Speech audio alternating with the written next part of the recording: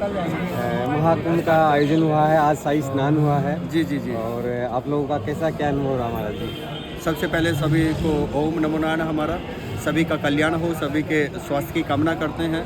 और हमारा कुंभ का अर्थ यही है, सबके सद्भाव, प्रेम और सबका आरोग्य बना रहे, सबको कीर्ति मिले, सबका कार्य सिद्ध हो, सबको सुख शांति मिले। पूरे विश्व की शांति के लिए कुंभ का आयोजन है और कुंभ हमेशा शांति का प्रतीक रहा है। महाराज जी, कुछ आप सब वैसे तो सभी जानते हैं, और बट आज जो विशेष महत्व है, आज कुंभ का है, आज मकर संक्रांति भी है। देखो क्या है कुंभ, क्या है कुंभ, वो है जो ये एक कथा है, कथा नहीं हकीकत है। कुछ मानवंतर पहले जब हमारे यहाँ एक समुद्र मंथन हुआ था, उसमें 14 रत्न निकले थे। उसमें एक रत्न था धनवंतरी, जो अमृत कलश लेके निकले थे। और वो उस समय आज घड़ी जब सिंह कुंभ राशि में प्रवेश करता है, तब ये कुंभ का आयोजन होता है। और वो समय जब स्नान का होता है, उस समय वो घड़ी प्राप्त होती है जिसमें अमृत की बूंद इस मृत्युलोक में आई थी। और उसमें स्नान करने से उस अमृत तत्व की प्राप्ति होती है। शरीर को निरोगी काया, कहते हैं कि जीवन में कुछ पाने के लिए कुछ खोना पड़ता है। इसलिए सन्यासी लोगों के लिए आज जीवन का सबसे बड़ा महत्व है शाही स्नान है। एक परंपरा के अनुसार उस अमृत महोत्सव का हम लोग लाभ उठा के पूरे संसार का कल्याण, मानवता का कल्याण और शांति का कल्याण पर प्रतीत होता है। कुंभ ये 12 वर्ष में एक बार कुंभ बढ़ता है, महाकुंभ। ऐसे 12 कुंभों का ये महाकुंभ है। एक राजा है जो 144 वर्ष बाद कुंभ आया है।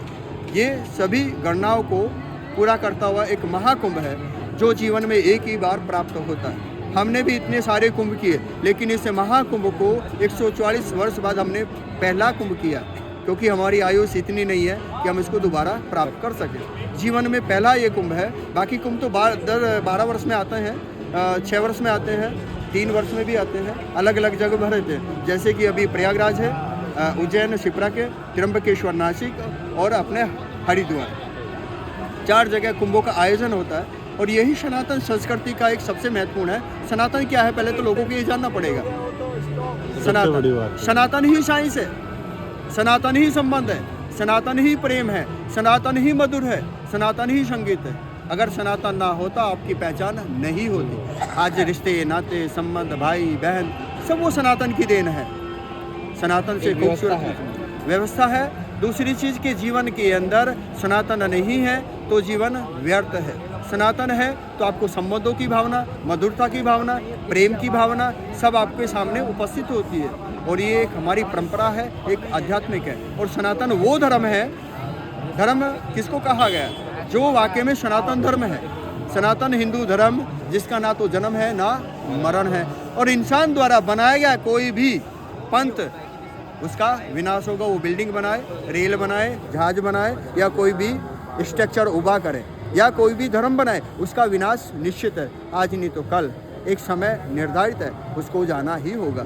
सनातन आज था, कल भी है और कल भी रहेगा। महाराज जी, एक छोटी सी मैं आपको बस एक छोटा आपका कम समय लेते हुए कि आज का युवा जो एक टेक्नोलॉजी के पीछे भाग रहा है, एक अलग दिशा में भाग रहा है, और एक जो आध्यात्मिक स्पिरिचुअल लाइफ है उसे डिफरेंट वे में जा रहा है, उसके लिए कुछ कहना। देखो क्या है कि सनातन साइंस है। पहले तो सनातन को जानोगे तो वो साइंस जाने में अच्छा लगेगा। डिफरेंस, अगर वो अपने पुरखों को अलग करना चाहते हैं तो बेशक कर सकते हैं। पुरखे ही उनकी पहचान है। अपने कहते हैं ना, नाम के पीछे फादर का नाम लगता है, वो भी एक सनातन है। अगर उससे मुंह मोड़ोगे तो बगैर माँ बाप के कहलाओगे। सनातन को छोड़कर आप अपने जीवन में व्यतीत होगे तो आप कभी सक्सेस नहीं हो पाओगे, क्योंकि सनातन का नाम ही साइंस है। डिजिटल क्या है, डिजिटल कहते हैं narco test, brain mapping, otherwise जो क्रिया करते हैं कि जैसे कि झूठ सच का पता चलता है, वो हम लोग पहले ही कर लेते थे। क्योंकि चेहरे के ऊपर 5 इंद्रियां होती हैं, जैसे आँख, नाक, मुख, त्वचा और कान। जब ये आपस में मेल करती हैं तो मानव सत्य बोलता है, और इसमें से एक आगे दाएं बाएं हो जाती है तो मानव झूठ बोल रहा है। और हमारे धीरेन्द्र शास्त्री जी, हमारे परम पूजी ने, वंदनीय है बागेश्वर धाम के, उस चीज़ का एक प्रमाण भी है, सबके सामने देते हैं। लोगों ने उनको टेस्ट भी किया, रीचेक भी किया। हाँ, जैसे हमने बताया कि प्रहलाद जानी नाम के जो महात्मा जी थे, 82 वर्ष की उम्र में उनका निधन होगा, लेकिन उन्होंने 72 वर्ष यानी कि 72 years without Yeats and the water live in the long. वो बगैर खाए पिए एक बूंद पानी नहीं पिया।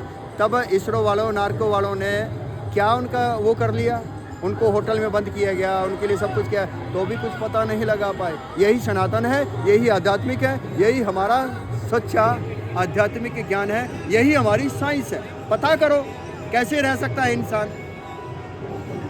जी बिल्कुल सही बात है। थैंक यू, बहुत बहुत धन्यवाद आपका। हार्दिक सभी का अभिनंदन। कल्याण हो और महापर्व के कुंभ की सभी को हार्दिक शुभकामनाएं। सभी का वेलकम है, सभी का अभिनंदन है। इस महाकुंभ के सहभागी बने और अपने आप को पुण्यार्थ महसूस करें और अपने सनातन संस्कृति का एक उदाहरण पेश करें। सभी का यहाँ स्वागत है, यहाँ कोई भेदभाव नहीं है। जितने भी यहाँ यात्री हैं उनके निवास के लिए, उनके भोजन के लिए कौन व्यवस्था करता है? कहते हैं ना, तेरा तुझको अर्पण। संसार का ही है, संसार को ही खिलाना है। यहाँ जितने भी अभी भक्त लोग हैं, जो भी आए हैं, वो सब अब अपने गुरु के छावनी में रहते हैं, उनके भोजन प्रसाद की। इस महाकुंभ के अंदर 7 से 8 करोड़ लोगों का आगमन है। वो कहाँ जाएंगे? क्या कोई होटल उनको खिला सकता है या कोई उनको रख सकता है? कोई नहीं। यही सनातन परंपरा है। सभी को भेदभाव वगैरह, हमने कभी किसी से जात नहीं पूछते कि आप कौन से वर्ण से आते हो। जात तो नर नारी और किन्नर है, और कोई जात होती नहीं है, लेकिन वर्ण 18 है, सभी में है। हमने कभी किसी वर्ण से नहीं पूछा आप कौन से वर्ण के हो, कि क्षत्रिय हो, कि शूद्र हो, कि ब्राह्मण हो, कि वैश्य हो, कौन हो। हमने कभी किसी से नहीं पूछा। सबका वेलकम है, बिना भेदभाव के, प्रेम भाव से। सभी का धन्यवाद है और सभी का अभिनंदन है। सभी का यहाँ स्वागत है। प्रेम से पधारे, यहाँ कोई भेदभाव की वस्तु ही नहीं है, सब एक ही है। महाराज जी आपका